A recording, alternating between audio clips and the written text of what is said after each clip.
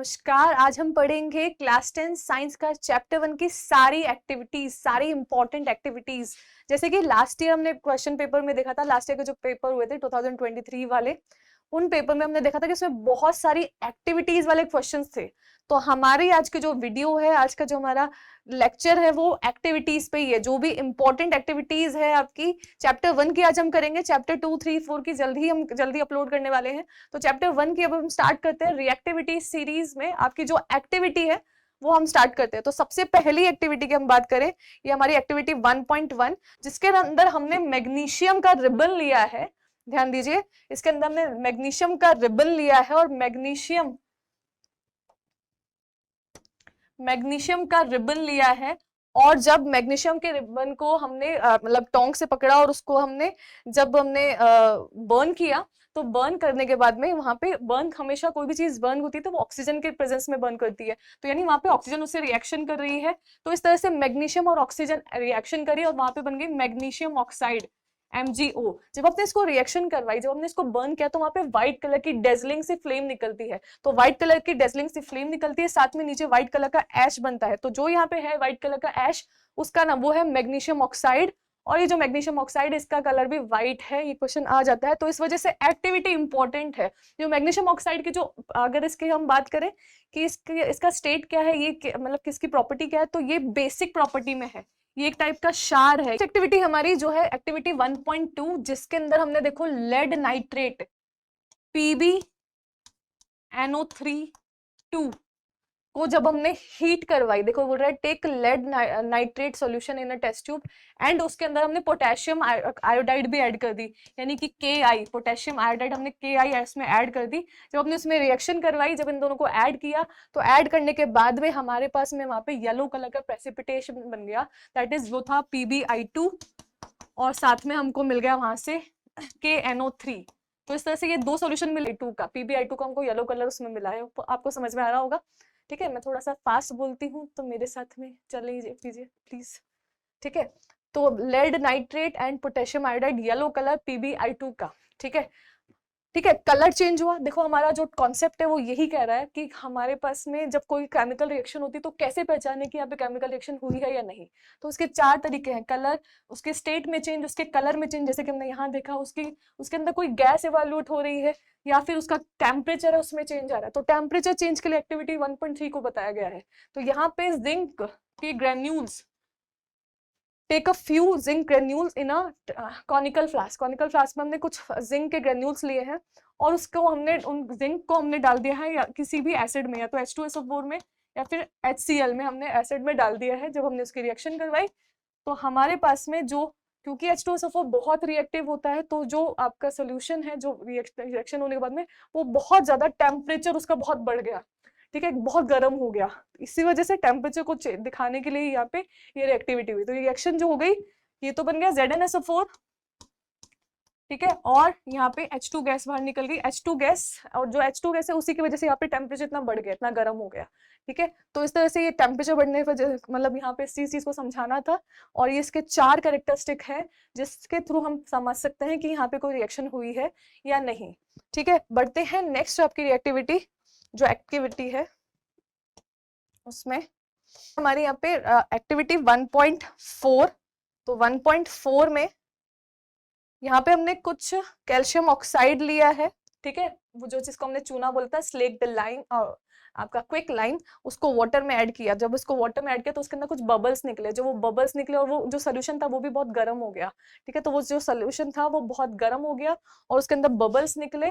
इसी वजह से हम उसको बोलते हैं एक्सोथर्मिक रिएक्शन, कॉम्बिनेशन रिएक्शन। और उसके बाद में जो बना हमारे पास में CaO को जब हमने वाटर में ऐड किया, तो हमको मिल गया वहां पे CaOH2। ठीक है, कॉम्बिनेशन रिएक्शन बन गया, बहुत सारी हीट भी मिली, तो इसलिए इसको एक्सोथर्मिक रिएक्शन बोलते हैं। ठीक है, वो गर्म क्यों हो गया, एक्सोथर्मिक रिएक्शन इस वजह से। तो ये अगेन एक और एक्टिविटी हो गई। बढ़ते हैं नेक्स्ट एक्टिविटी पे। ठीक है, उसी में जब हमने भी वो CaOH2 बनाया, जब उसमें कार्बन डाइऑक्साइड ऐड करवाई तो कैल्शियम कार्बोनेट बन गया। एक्टिविटी पे नेक्स्ट एक्टिविटी है डीकम्पोजिशन रिएक्शन। इसके लिए डीकम्पोजिशन रिएक्शन में यहाँ पे,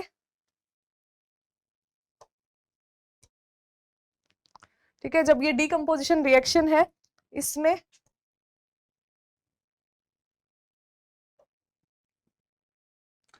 अब बढ़ते हैं डिकम्पोजिशन रिएक्शन में। तो डिकम्पोजिशन रिएक्शन जो होती है उसके लिए यहाँ पे अगेन एक्टिविटी है ferrous sulphate. Ferrous sulphate is FeSO4, यहाँ पे दी हुई भी FeSO4।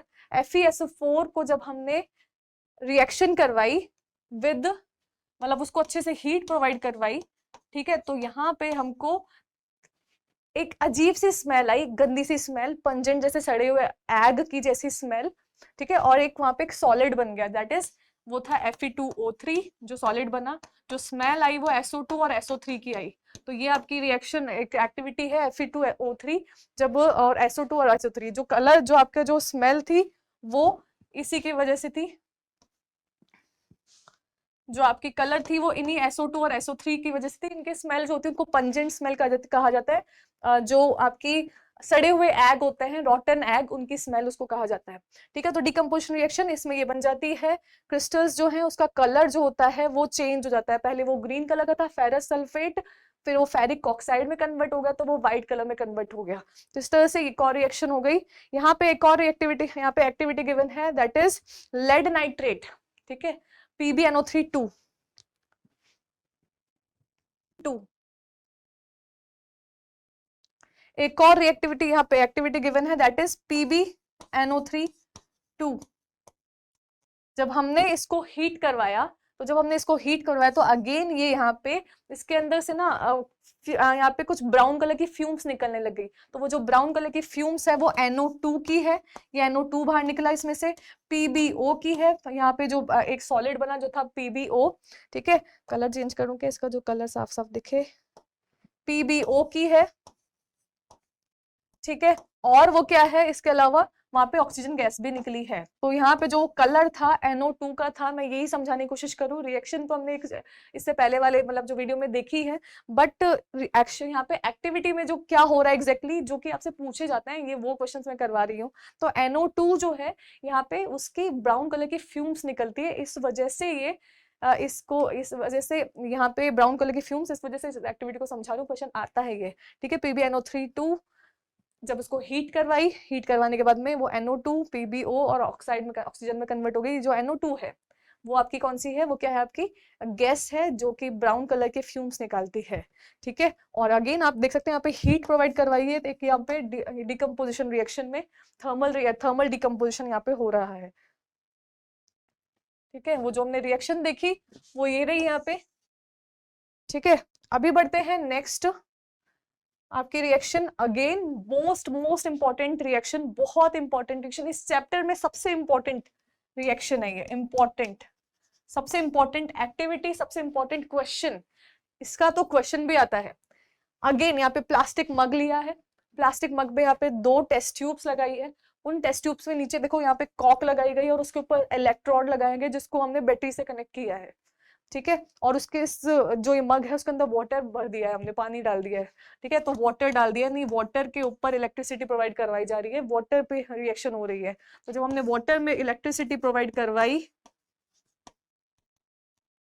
ठीक है, तो वाटर में से हाइड्रोजन अलग हो गया और ऑक्सीजन अलग हो गया। यहाँ पे इस एक्टिविटी में यही बताया जा रहा है, हाइड्रोजन अलग हो गया, ऑक्सीजन अलग हो गया। देखो यहाँ पे ये हाइड्रोजन और ये ऑक्सीजन, इनके अंदर कुछ बबल्स आने लग जाते हैं। वो जो बबल्स शो कर रहे हैं ना, वो गैसेस वहां पे शो कर रही है, ठीक है। तो हमको यहाँ पे कुछ बबल्स दिखने लग जाते हैं, जो कि बबल्स की वजह से आपको ये कलर इसमें, मतलब इसमें ये आपको ऑक्सीजन और हाइड्रोजन अलग अलग हो जाती है, बबल्स से हमको शो हो रहा है। अब बात ये आती है कि एक तो है कम, एक है ज्यादा। इसका मतलब है कि हाइड्रोजन ने ज्यादा जगह ली है, यानी हाइड्रोजन है ज्यादा, और कम स्पेस यानी कि ऑक्सीजन जो है वो कम स्पेस यानी कि ऑक्सीजन कम है।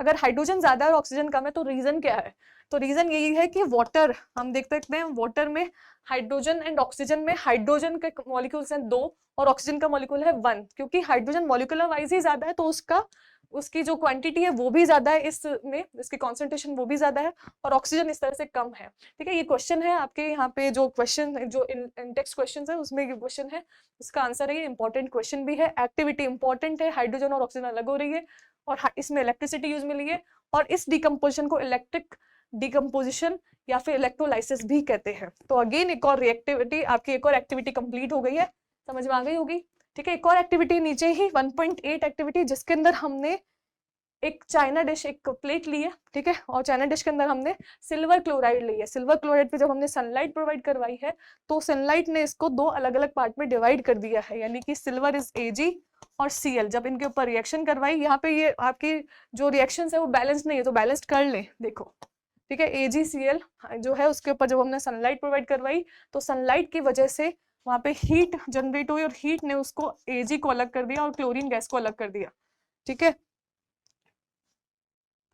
इस तरह से क्लोरीन गैस को अलग कर दिया।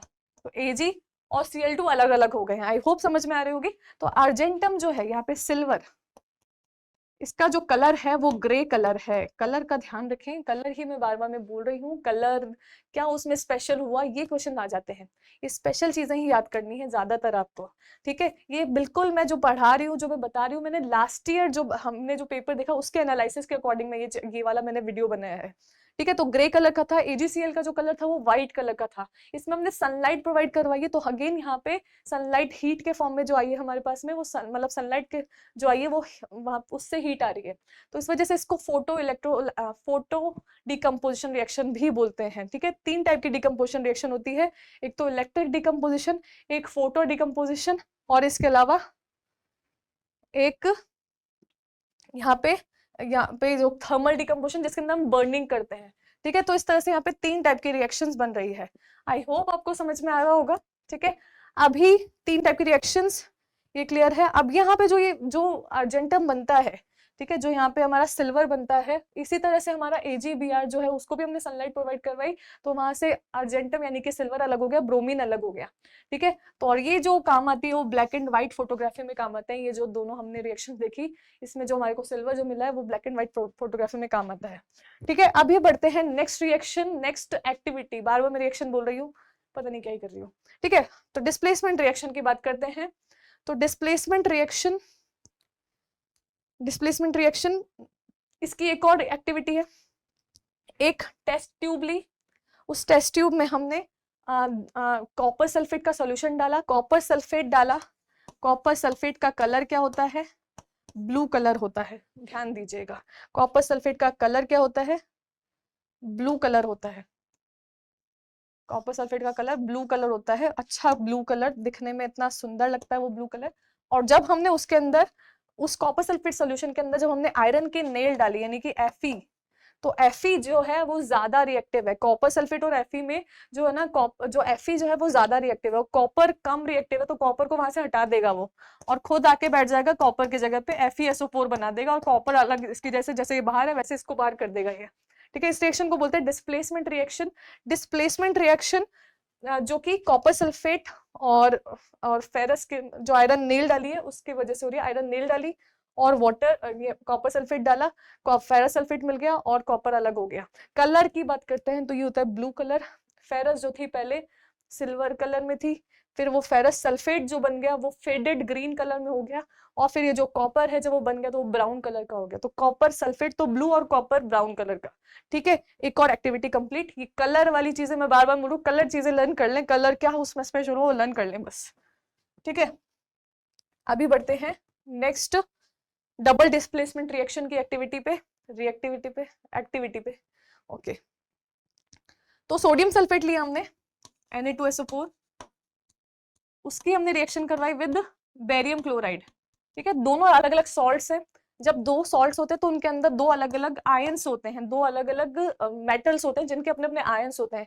ये जो आयंस अपने आप को डिस्प्लेस कर देंगे, यानी Ba आ जाएगा SO4, यहाँ पे SO4 के साथ में BaSO4 Na की जगह पर, और यहाँ NaCl बन जाएगा, Na आ जाएगा इसके जगह पे, तो NaCl बन गया। तो इस तरह से 2 अलग सॉल्यूशन बन जाते हैं। जब ये रिएक्शन करवाई जाती है तो जैसे ही इसको इसमें ऐड करा जाता है वैसे ही वहां पे एक नीचे अनडिजॉल्व सा पार्टिकल बन जाता है, अनडिजॉल्व जो कि कंप्लीट डिजॉल्व नहीं है, और ऊपर बिल्कुल डिजॉल्व सा रहता है। जो डिजॉल्व सा पार्ट है, ठीक है, जब इस रिएक्शन में जो डिजॉल्व सा पार्ट होगा ना वो तो होगा ही NaCl, क्योंकि NaCl तो आराम से मिक्स हो जाती है, नमक है हमारा जो हम खाते हैं वही नमक मिक्स हो जाता है। और BaSO4 ना वो मिक्स नहीं होता है, वो नीचे नीचे चिपक जाता है, उसको बोलते हैं प्रेसिपिटेट। इसी वजह से इस रिएक्शन को बोलते हैं प्रेसिपिटेशन रिएक्शन। इंपॉर्टेंट रिएक्शन है, इसमें आयंस का यहाँ पे डिस्प्लेसमेंट हुआ है, इसलिए इसका नाम डबल डिस्प्लेसमेंट रिएक्शन है। और BaSO4 जो है वो जो उसका यहाँ पे प्रेसिपिटेट बना है, वो अनडिजॉल्व पार्टिकल, अनडिजॉल्व सोल्यूशन बना है वहां पे, आई होप समझ में आ रहा होगा। इसी की एक और रिएक्शन जो कि हमने 1.2 जो आपकी एक्टिविटी थी उसके अंदर देखी थी, वो येलो कलर वाली प्रेसिपिटेट बन जाती है, ये वो वाली रिएक्शन है, ठीक है। अब आते हैं ऑक्सीडेशन रिडक्शन पे। तो ऑक्सीडेशन रिएक्शन में जब हमने यहाँ पे एक चाइना डिश में कॉपर लिया और उसको बर्न कर रहे हैं, ऑक्सीजन से रिएक्शन करवा रहे हैं, तो वो वहाँ पे कार्बन ऑक्साइड में, आई मीन कॉपर ऑक्साइड में कन्वर्ट हो जाता है और उसका कलर होता है कौन सा, ब्लैक कलर का। Copper powder is coated with the black copper oxide में कन्वर्ट हो जाता है। तो ये आपकी सारी एक्टिविटीज कंप्लीट हो चुकी है इस चैप्टर की। कोई भी डाउट हो तो प्लीज कमेंट में बताइए, हम जरूर से आंसर करेंगे। थैंक यू सो मच इस वीडियो को पूरा देखने के लिए। लाइक करना बिल्कुल मत भूलिएगा, सब्सक्राइब जरूर से कीजिएगा, हमारे एफर्ट को जरूर से यस कर दीजिएगा, प्लीज सब्सक्राइब जरूर करें। थैंक यू सो मच पूरे वीडियो को देखने के लिए। आपके जो एग्जाम्स हो वो बहुत अच्छे हो, बेस्ट ऑफ लक।